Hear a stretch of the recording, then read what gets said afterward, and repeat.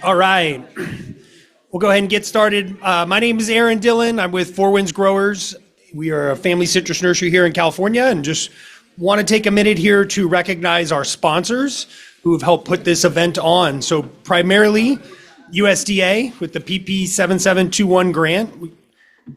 That was we really appreciate our friends from USDA cluing us into this program and helping us to facilitate collaboration of citrus nurseries and researchers. So really exciting event. So glad to see so many of our fellow citrus nursery folks coming from around the country. Also want to recognize some of our industry sponsors, including Agritech, Syngenta, Sunworld / BioGold. Is that how we say it, Sean? Yeah, okay. Stewie and Son, and then also Berger. Thank you guys. So moving into our next section of presentations, we're going to start with a Zoom presentation from Rob Clark, who has a company called EcoData Technology. So Rob is a data analysis expert who's been doing a lot of work out here with the Citrus Research Board and the Citrus Pest and Disease Prevention Program. And Rob is the founder and principal data scientist of EcoData Technology and an agriculture data and science, which is an agriculture data science consulting company.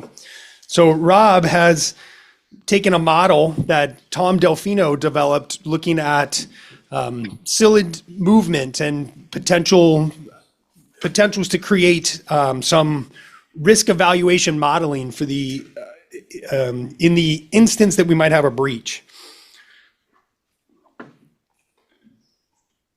So, Rob, you ready? Yeah, take it away. Yep, I think you will go ahead and just start sharing the screen. Yeah, thanks for the intro, Aaron. Just want to make sure folks can see this before I start going. Do I have full screen? Yeah, it's still kind of in the display mode. There you go. Awesome.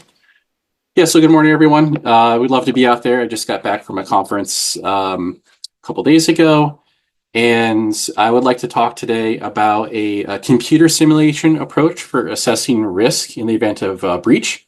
And the goal today is to really give a short talk and get feedback from the group and open the floor for discussion and invite people to follow with me or Aaron as they see fit on feedback on this.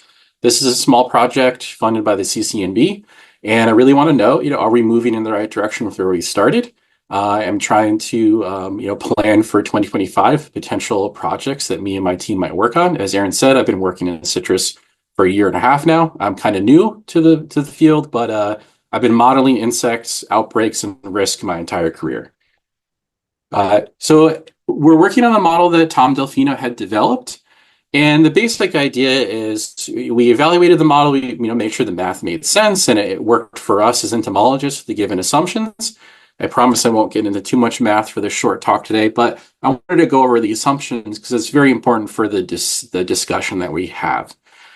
What we've done is we converted this mathematical formulation into a script on a computer, and you can essentially then ask that script to run different scenarios based on a simulation. It's actually computationally not too complicated, even though the math seems complicated.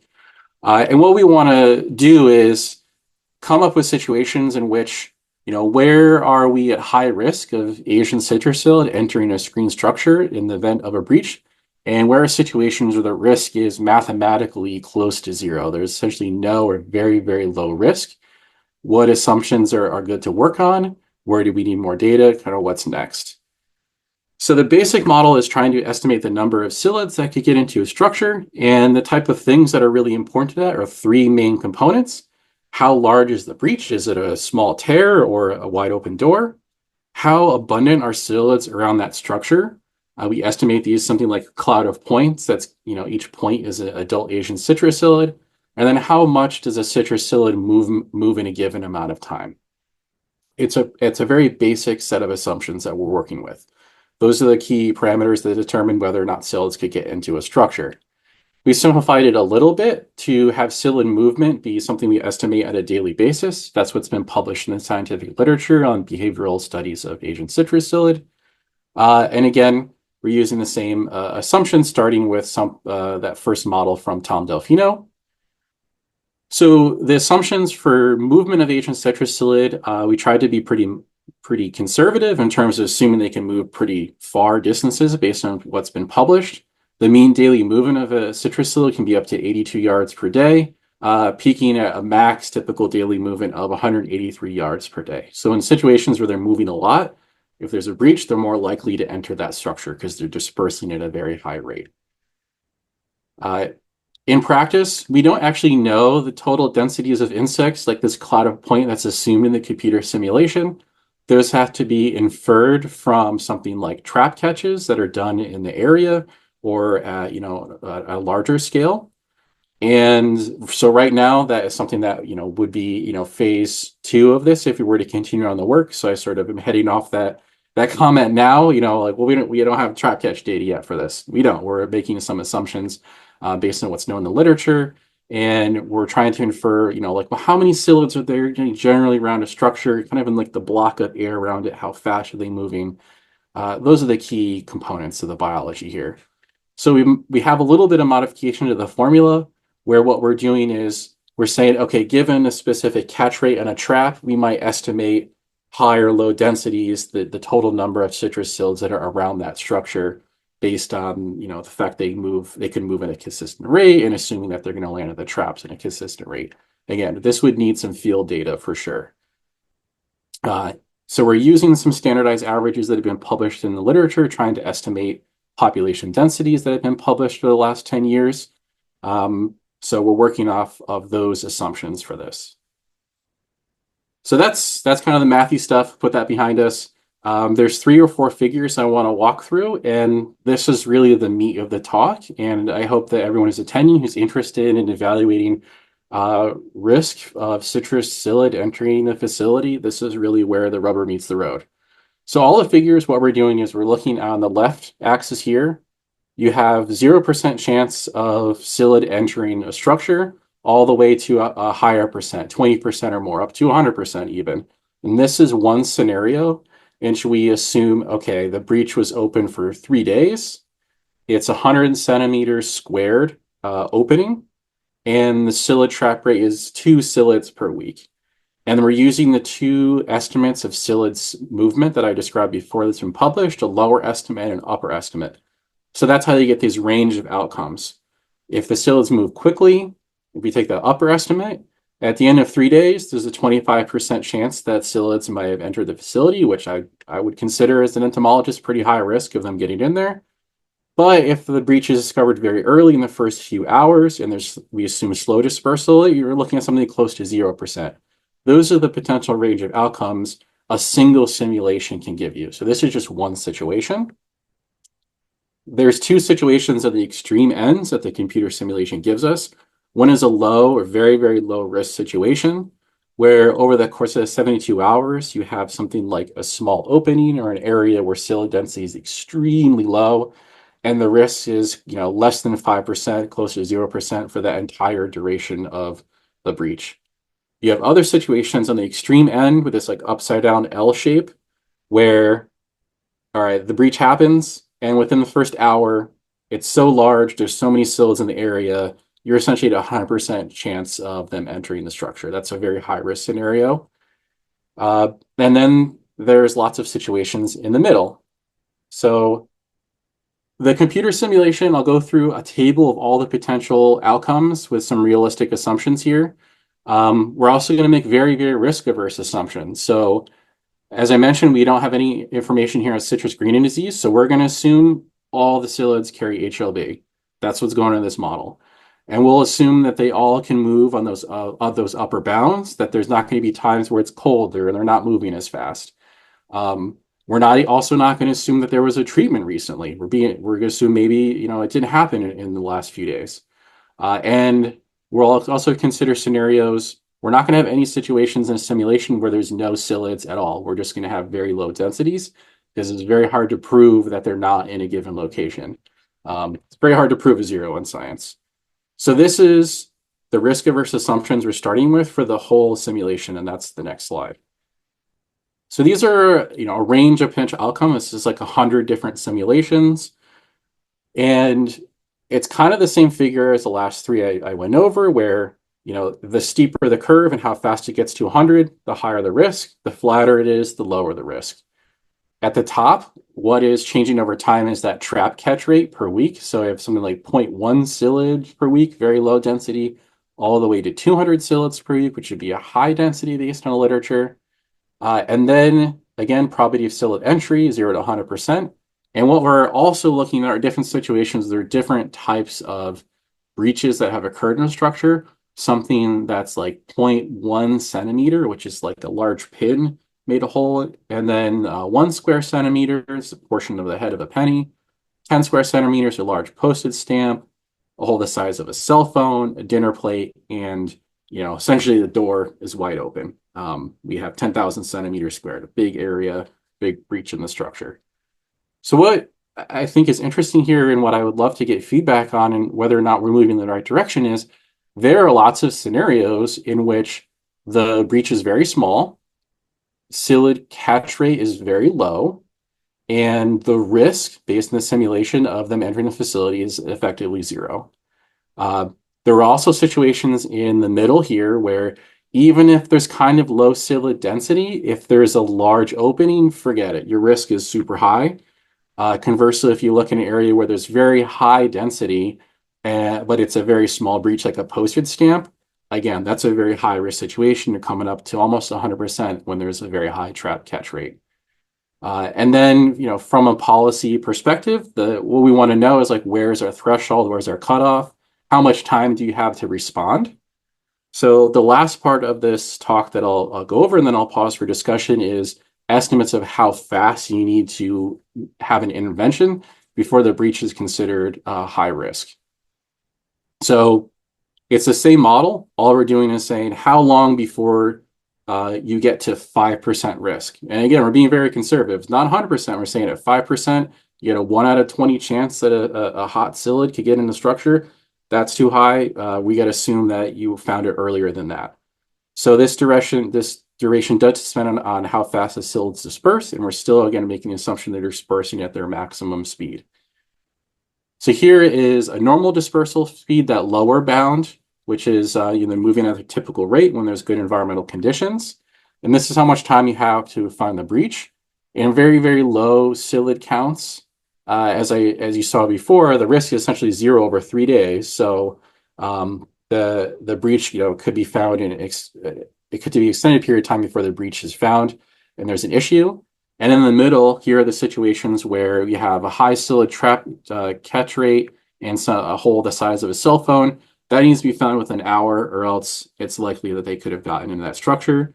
And these NA cells, the dark red, are like, essentially, statistically speaking, as soon as there's an opening of that size, that density, you're immediately at higher risk of them entering the structure. And then you have other situations where things need to be found, within a day, within a week. And I'm curious to learn from the group if that's a thing that's important for considering, how these risks are managed. This is the same table, but we're assuming the slightly higher dispersal rate. It's structured the same way. But as you notice, the risk kind of moves over to the left. So in situations where psyllids can move faster because environmental conditions are favorable to them, you need to find these breaches much more quickly. So that is really what I wanted to cover. There's lots of components to this project, but I wanted to go over this computer simulation and open the floor for people to follow up with me or have a discussion today. What are situations in which all parties say the likelihood of this being a risky situation is essentially 0. It's a safe situation. The treatment of that situation should be different than the treatment of an area where there's a ton of psyllids and the breach was open for a long period of time and it's a large breach. And then where is the gray area? What's the cutoffs? We tried to be really, really conservative and make assumptions like all the psyllids have HLB, which is like not very likely, but we made that assumption to be really risk averse. Are those too pessimistic? So I'll kind of close there and let Aaron facilitate a discussion. That really was what I wanted to cover today. Thank you.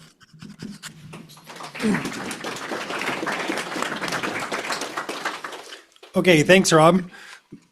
So I guess first question would be for our friends from USDA. Does this seem like a tool that would have value for you guys? And I know you're just seeing this sort of for the first time. I had a chance to talk to Rob about a different project, and so then we started talking about nurseries and some of the challenges we run into, and certainly some of the challenges you guys run into from a regulatory standpoint. It's all about risk and what is acceptable, and a lot of this is kind of we're basing on experience, and there's all these various factors, and I think we're seeing how technology is improving. You get this kind of AI learning, and there's this potential to maybe take this and that's kind of what Rob's done. There's this volume of data, and if you can run it through something to then make that data come out in a way that is a little more digestible. So really, that's kind of where we're trying to get to. This is like, okay, let's put this together, get it to sort of a baseline, and then get some feedback whether this is like worth pursuing or if we're like just totally going in the wrong direction. Yeah, I'll bring it back there for you.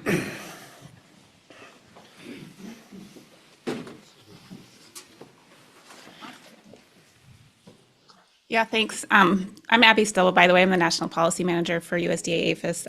Thanks for putting me on the spot early in the morning. Good thing I was paying attention. No, I appreciate this talk. Rob, nice to meet you. I think this is exactly what we're looking at. I'm going to talk a little bit more about this later this afternoon, but these are the kind of analyses that we're missing, right? And this is one on psyllids, but then you have, depending where you're at, you might have HLB, you might have SOS, you might have canker, you might have, everything, right? Or just a few things. So I think this is a great start.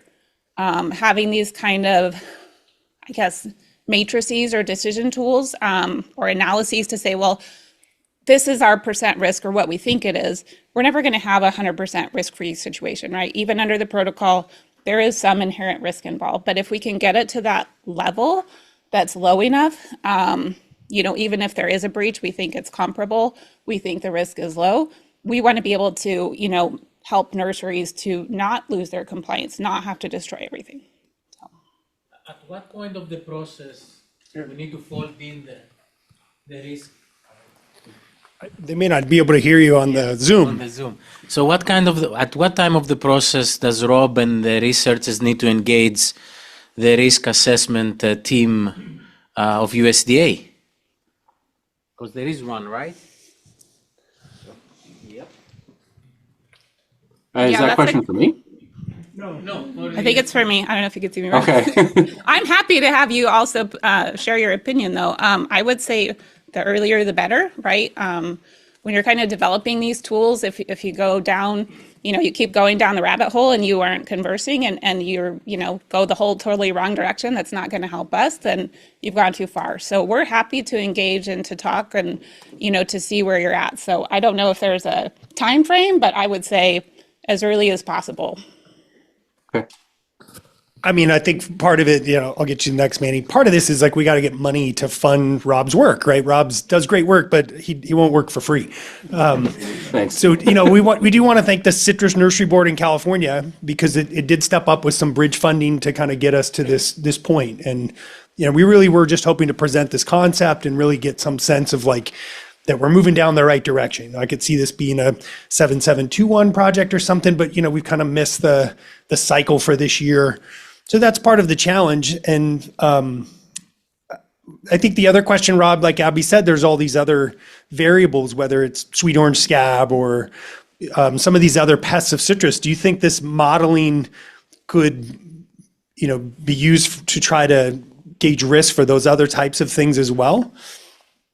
Yeah, I mean, I don't see why not. And this is not a really complex AI tool or anything like that. This is a computer simulation.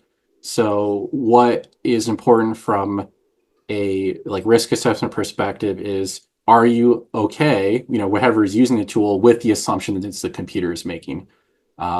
So there's actually, as I mentioned, there's not a lot of data going into this. We're making assumptions based on literature. So as long as the biology of the pest or pathogen is pretty well known in that region, we know what factors determine, like, how is it vectored? How fast do the vectors move? You can use those assumptions as long as everyone is like comfortable with the risks, then you can build that simulation to work for other pests or pathogens. I think the bottleneck is going to be not necessarily the lack of data, but an assumption that not everyone's comfortable with that the computer is making. But as long as we can reach that point, you can use this approach for any situation where a pathogen or pest is going to get into a screen structure. I think it dovetails too off that first presentation we saw from Dr. Ashkanoff, right? If we do get this trap that can attract, and then, because like you said, Rob, that's such a key variable here is what is the psyllid density, right? That's been this big unknown. So if we do have some way of, trying to make that number, again, not just the blunder trap, like, well, we think, but we're not sure, trying to get some of that variability and uncertainty out. Thank you, Dylan. I can give you some real-world perspective to that one. My name is Manish Karia, and I have gone through the trouble of this situation, Richard. In 2018, middle part of 2017-18, I've been telling US PPQ to have a risk assessment similar to this one. And it never happened. I'm glad this information was given, Richard. Very good presentation. This is something that is very closer to the real world situation that we can expect. Abby, I hope that you will be able to talk to the risk assessment people and see if they would validate that one, get into a reality, get it into instead of as early as possible, let's put a time frame on it, 30 days to 60 days, let it happen. I'll tell you why I say that, and very strongly, and I may be the only person who has had the largest or highest amount of revenue loss from inefficiency of the PPQ system.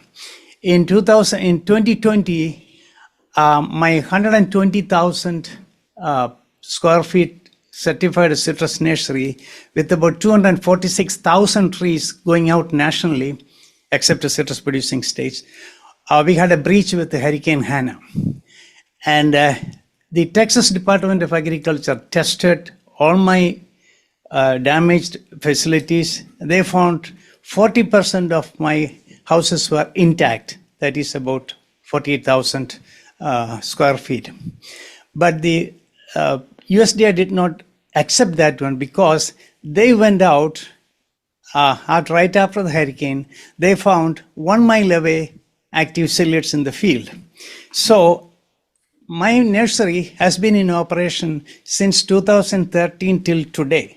And we had more than 500,000 trees in my facility. As of today, there was not a single psyllid, even after the hurricane damage. So I really appreciate what I have seen today, and I really appreciate if USDA PPQ will take it very seriously as a humble request coming from the nursery industry, on behalf of the nursery industry, to get it endorsed by your risk assessment people so that people will have something to look forward to, because breach can happen anytime. Thank you. Thanks, Manning. Yeah. Excuse me. Just a question for Robert. How easy will be to include other variables in that equation, say the time of the year, or how densely packed the structure is, how many plants are there, type of plants, type of stock, whether it's production, how easy it is to add other variables to your risk model?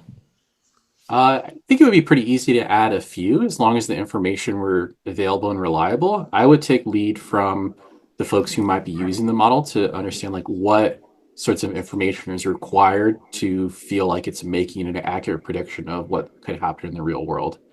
And if any of the variables that you mentioned would be a value, I don't see why we wouldn't want to enter them. It's hard for me to estimate, how much time it would take for a given variable to be added. Some seem easier than others. But for example, like I think the ability to estimate psyllid density, as Aaron mentioned, that's like a really important component.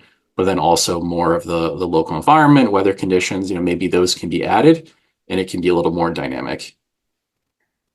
So the answer is yeah, we could add them, but it's going to be context specific. Thanks, Aaron. So, Rob, this is Nate. We were on the Zoom call the other day. Mhm. Thanks for the presentation. Let me see if I can form this question right. So, let's think about it like this. At the moment, what we have is a kind of a theoretical predictive model, which has plenty of merit. I'm not denying the merit.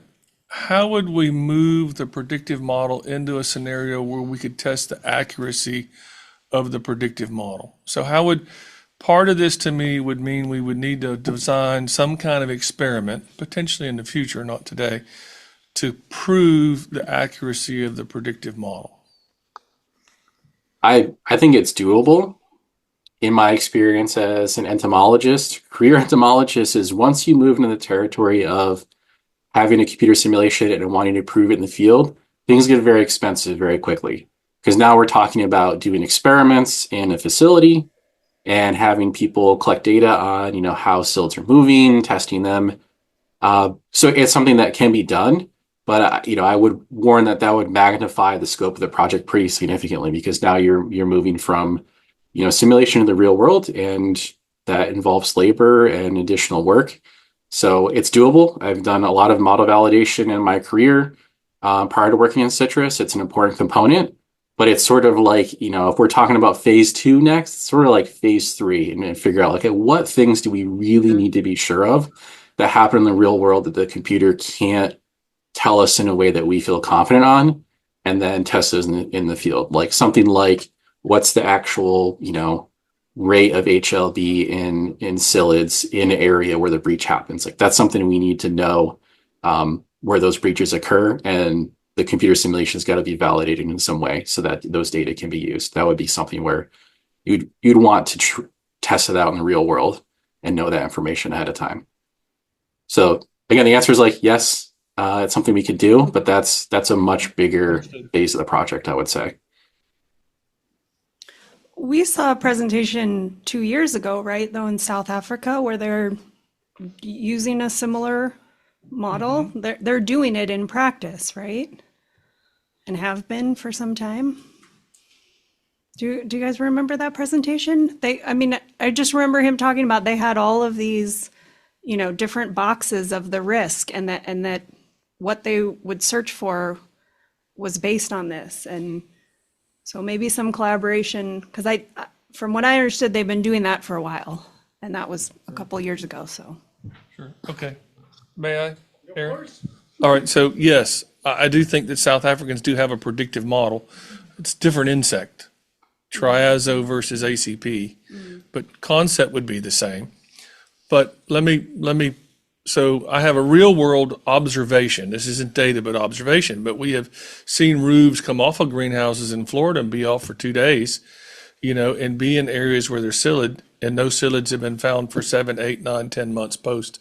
So my real world observation of a psyllid infection rate into a greenhouse versus a predictive model seems to be different. Now, please, I'm not trying to be negative against the predictive model in any way. We need to develop the predictive model, but I am concerned about proving the accuracy of the predictive model to go with it. So we have about 7, 8 years ago, we had a guy who left the roof on his greenhouse, and the roof was off for 7 days. Yes, they found psyllids in the greenhouse. Makes sense, right? But I have other scenarios where people have had a roof come off a greenhouse in a natural event, and had it re-roofed within 48 hours, and been inspected both by state inspectors and USDA inspectors, and no psyllids found. So psyllids may not move in exactly the method that we're currently describing. Also, it will change from state to state. You may have more in Florida compared to California or Texas. Or even Yeah. location within your state. Yeah. Let me clarify what Manny just said. So Manny was saying, that it may be different state to state or even within a state. And I agree with that predictive model. If you have a greenhouse and it's surrounded by 2,000 acres of citrus and it's in the middle of that, your psyllid density and the likelihood is higher than if you're isolated from your industry. So there are multiple factors that would have to go into a predictive We model. need a system like this one for the regulators to help us to, No arguments. I just want to be able to prove the validity before we start implementing a quarantine or a removal of a certification in practice.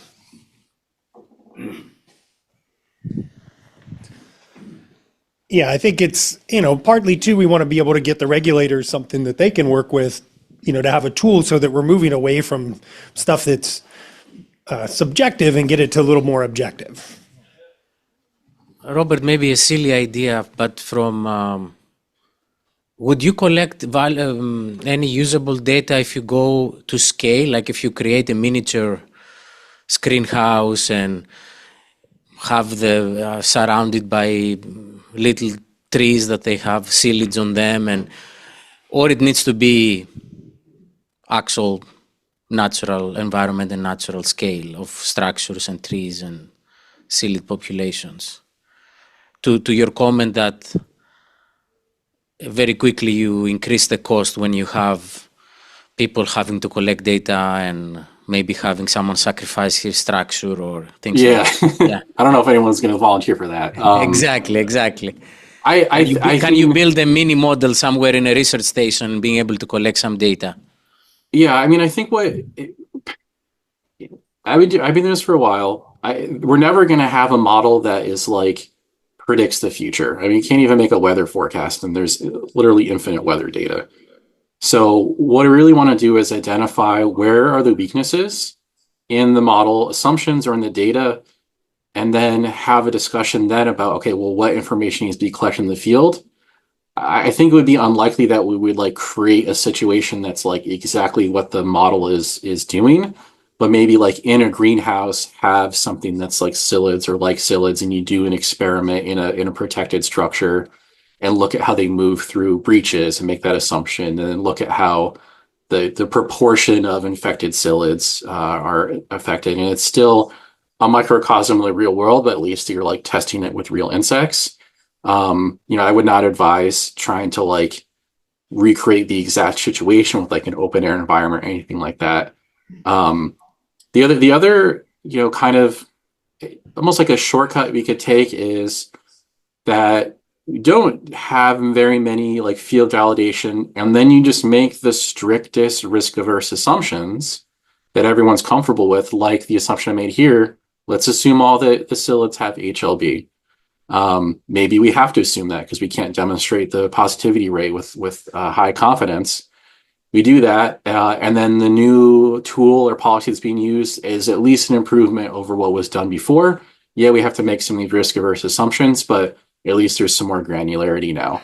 And that would be kind of what I would want to do with phase 2 is be like, okay, what assumptions we just need to make until we can prove this thing in the real world and work from there, and then modify it for situations like those that you guys have brought up where the middle ground areas where there's like a door open for a short period of time and an area with no psyllids is like kind of a gray area. You really need to be sure whether or not you consider that high risk or not. Let's focus on the two extremes to start, where the risk is extremely high and extremely low, and maybe assume everything in the middle for the time being is still kind of like a high risk situation. Because right now my understanding is everything is considered high risk. I just wanted to say, in testing the models, one thing that could be considered, I think you did sort of mention it, is using a surrogate psyllid so that you don't have to get citrus involved, like the eucalyptus psyllid or something like that, because it might be, I don't know what the USDA would accept, but it would be at least something that's outside of bringing more risk, to the industry. And at times I've used other surrogates to do research, and maybe it would bring some information that could be used in practice, Great idea. So any other comments or feedback for Rob? Great. Thank you. Please Thank you so follow much, with Rob. me. I have Aaron has my email. Deborah has my email. Please follow up with me if any of you have any input or thoughts. Appreciate it. All right.